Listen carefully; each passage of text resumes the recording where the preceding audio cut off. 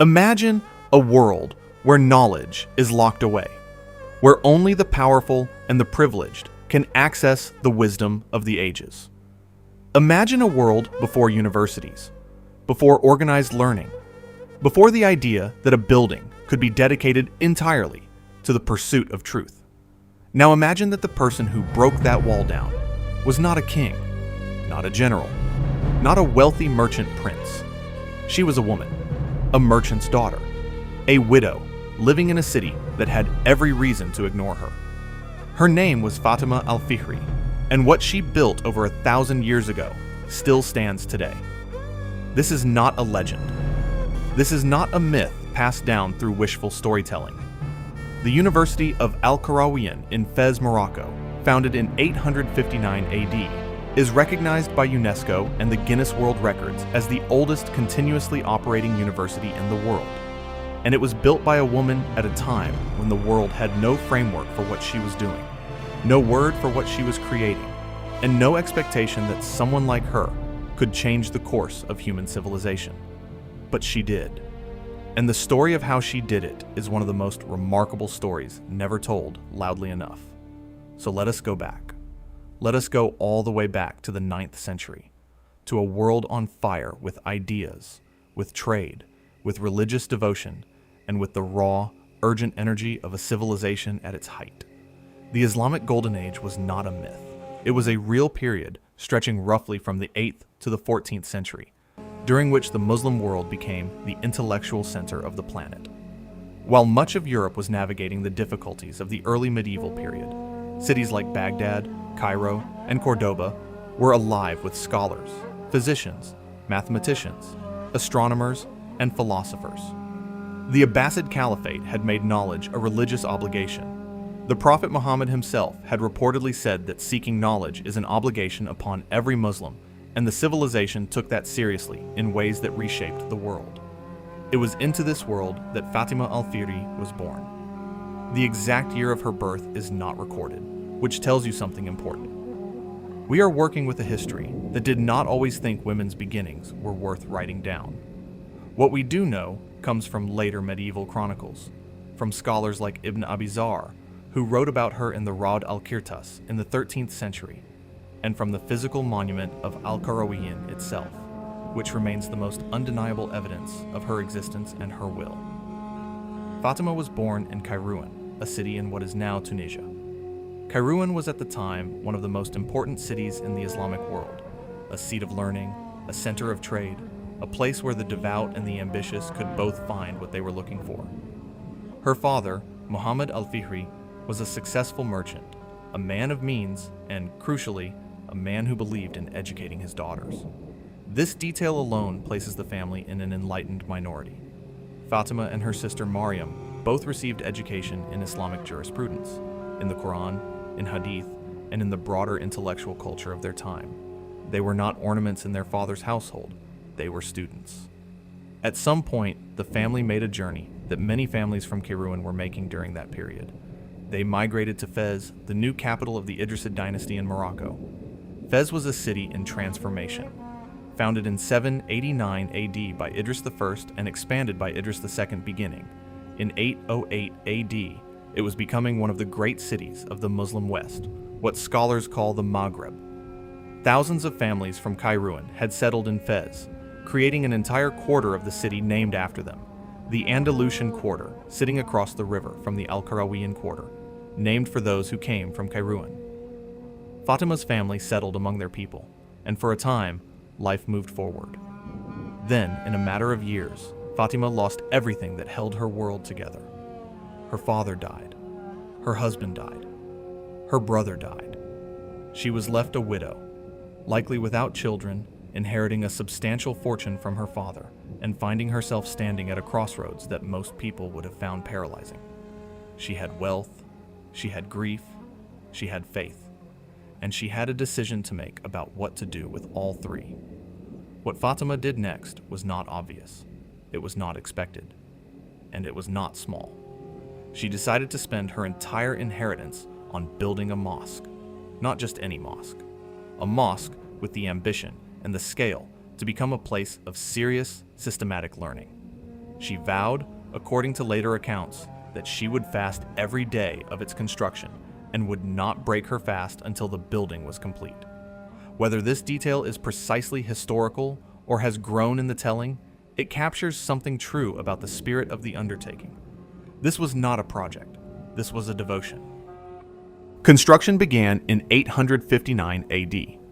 The site she chose was in the heart of the Al-Qarawiyyin quarter, and the name of the institution would reflect her community, Al-Qarawiyyin, meaning those from Kairouan.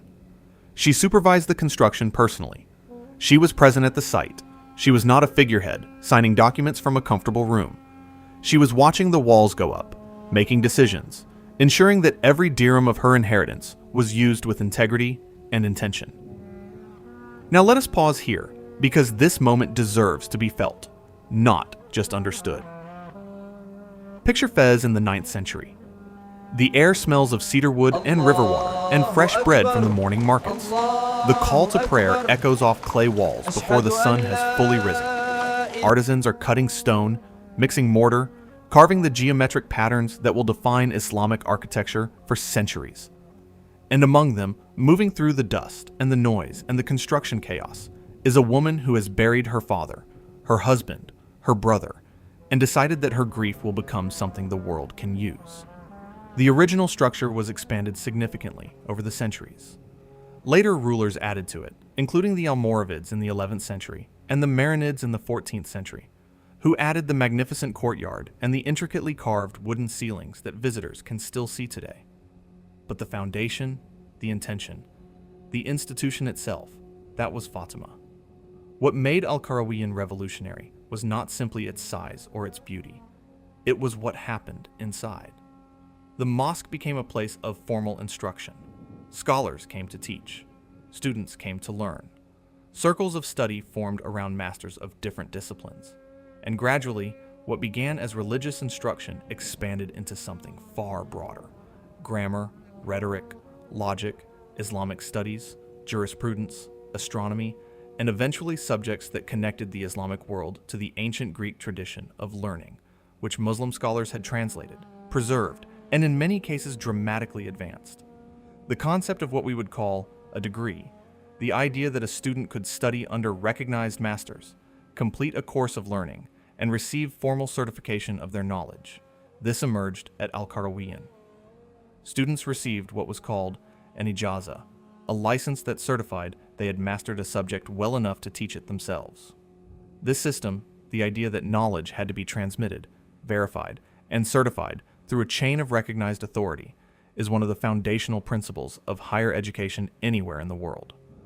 Among those who passed through Al-Qarawiyyin, or were influenced by its intellectual tradition, are names that would reshape the course of history. Ibn Khaldun, the 14th century historian and sociologist, widely considered one of the fathers of modern historiography and sociology, was associated with the institution.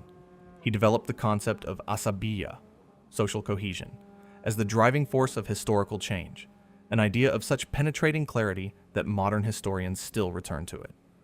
Maimonides, the great Jewish philosopher and physician of the 12th century, lived and studied in Fez during a formative period and was almost certainly exposed to the intellectual life radiating from Al-Qarawiyyin. Gerbert of Aurillac, who would go on to become Pope Sylvester II, the first French pope, studied in the Islamic world in the 10th century and brought back from that experience the Hindu-Arabic numeral system that eventually replaced Roman numerals in Europe. The connection to Al-Qarawiyyin specifically is debated by historians, but his time in Moorish Spain and the Maghreb placed him within the orbit of the intellectual tradition that Fatima had helped establish. Think about what that means.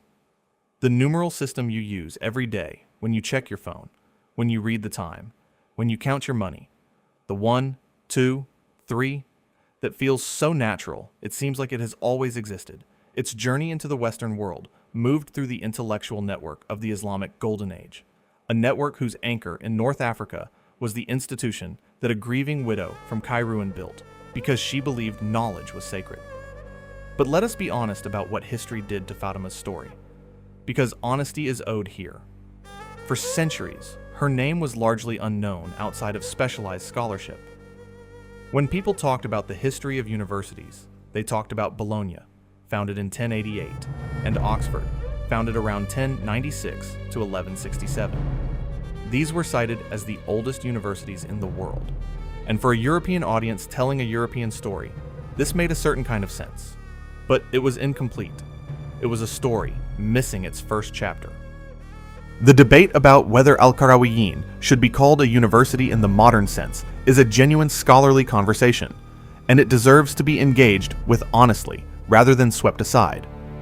Some historians argue that Al-Qarawiyyin was primarily a madrasa, a religious school focused on Islamic sciences, and that it lacked the formal degree-granting structure and the secular curriculum diversity that define a university in the Western tradition. This is a fair point to raise.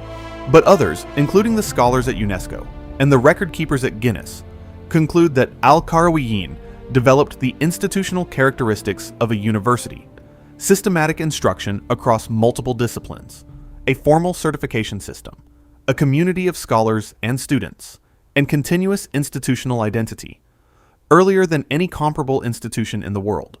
And it is worth noting that the earliest European universities also began as schools of theology and canon law. The boundary between religious school and university was not so clean in the beginning, anywhere. What is beyond debate is that Al-Qarawiyyin has been in continuous operation for over 1,100 years. It has outlasted dynasties, survived invasions, adapted through colonial periods, and continues to function today. In 1963, the Moroccan government formally integrated it into the national university system. You can still enroll. You can still sit in rooms where scholars sat in the 10th century. The building that Fatima built is not a museum. It is alive. Now think about the woman herself for a moment. We do not have her journals. We do not have letters she wrote. We do not have a portrait. What we have is the thing she made, and the fragments of description left by historians who came after her. Ibn Abi Zar called her a righteous and educated woman. That phrase, in the context of 9th century scholarship, carries significant weight. It means she was recognized by serious scholars, men writing serious histories, as someone whose intellectual standing and moral standing were both worth recording. What drove her? This is where we enter territory that requires imagination informed by evidence, the kind of reconstruction that good history writing demands. She was a woman of faith. That much is clear. The Islamic tradition she inhabited placed enormous value on both knowledge and on charitable giving, what is called waqf, the pious endowment of property or wealth for public benefit. Building a mosque, establishing a place of learning, these were acts of profound religious significance. She was also a woman who had been educated herself and who understood from personal experience what it meant to have access to knowledge. She knew the difference between a mind that has been given tools and a mind that has been left without them. And she was a woman of her specific community. The Kairouan immigrants in Fez were a proud people, deeply invested in maintaining their identity and their intellectual heritage in a new city. Fatima's act of building Al-Qarawiyyin was also an act of community building, of saying to her people, "We are here, we are not diminished by migration, and we will build something that makes our presence in this city permanent and meaningful." There is also something to be said about the relationship between grief and creation. Humans who have lost everything sometimes find in that loss a kind of clarifying fire.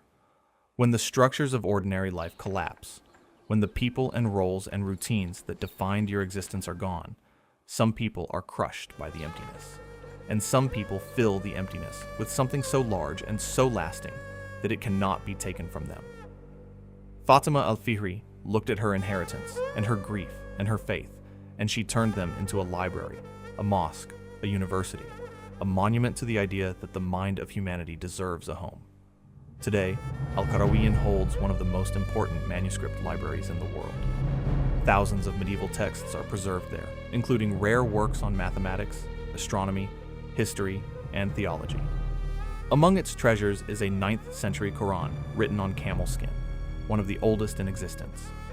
The library, which was renovated and reopened to the public in 2016, after a restoration led by Moroccan-Canadian architect Aziza Chaouni, is a place of such extraordinary historical density that simply standing in it is an act of connection to 1,000 years of human thought. The renovation of the library is itself a story worth telling briefly.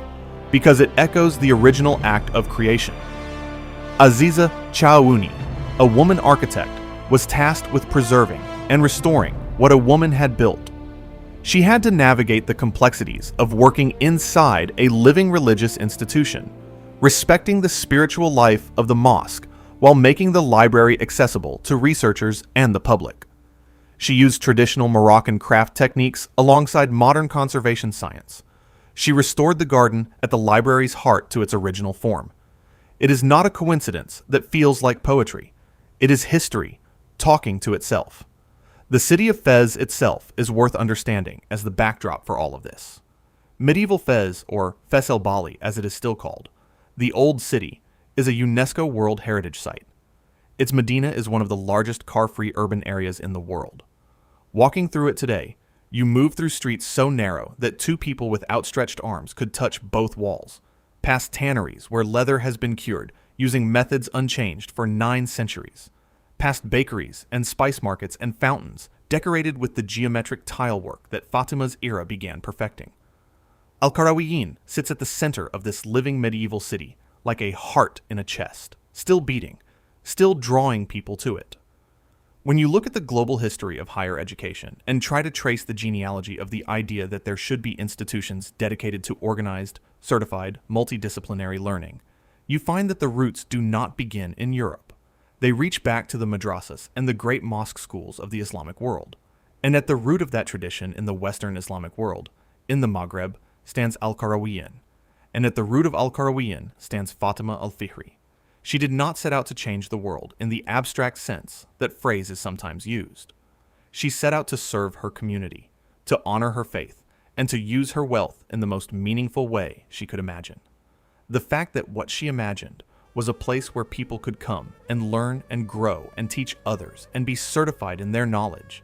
The fact that this imagination produced an institution that is still running over 1100 years later, that is not luck.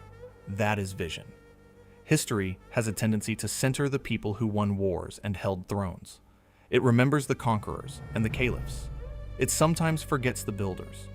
Not the builders of armies, but the builders of the things that outlast armies. Libraries outlast armies. Schools outlast armies. The idea that every human mind deserves access to the best thinking of its civilization. That idea has outlasted every empire that ever tried to own it. Fatima al-Fihri built something that no army has ever built. She built a place where the human mind could come and be taken seriously. She built it with her own money, under her own supervision, in a year of personal grief, in a city that was still finding its identity, at a moment in history when no one had a name yet for what she was making. The world's first university, founded in 859 AD, founded by a woman, still standing, still open, still teaching. Her name is Fatima al-Fihri, and now you know it.